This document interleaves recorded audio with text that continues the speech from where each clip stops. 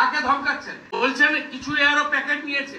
আপনার কাছে তথ্য থাকে আপনি ইলেকশন কমিশনকে ওই ইয়ারদের নামে কমপ্লেন করুন, এফআইআর রেজিস্টার করতে বলুন।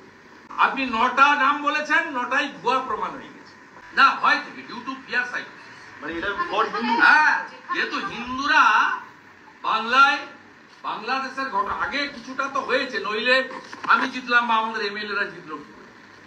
আমরা তো হিন্দু এবং জনজাতিদের ভোটে জিতেছি, আমরা তো মুসলিম ভোট পাইনি। আমি উনাকে হারালাম কি করে? একটা বড় অংশের 65% হিন্দু আমাকে ভোট দিয়েছিল, উনাকে 99%-এর বেশি মুসলমান ভোট দিয়েছে। এটা রাজ্যে শুরু হয়েছে, কিন্তু বাংলাদেশের ঘটনার পরে সবাই বুঝেছে।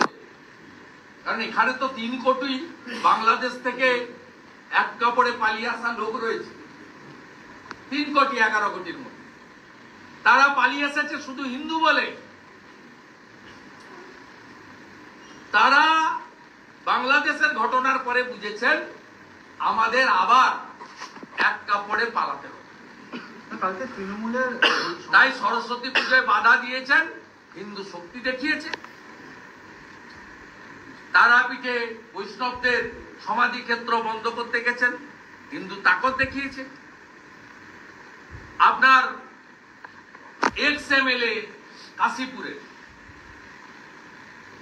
আদিবাসীদের ভূমিজদের জমি দখল করতে গেছিল, সেখানে জনজাতিরা তাড়া করেছে। বর্ধমানে আউস গ্রামে আপনার নেতা গেছিল জনজাতিদের জমি দখল করতে, সেখানে জনজাতি ট্রাইবেলরা তাড়া করেছে। এই জাগরণ বাংলায় ঘটছে এবং বাকিটা আগামী কয়েক মাসের মধ্যে মানুষই করে।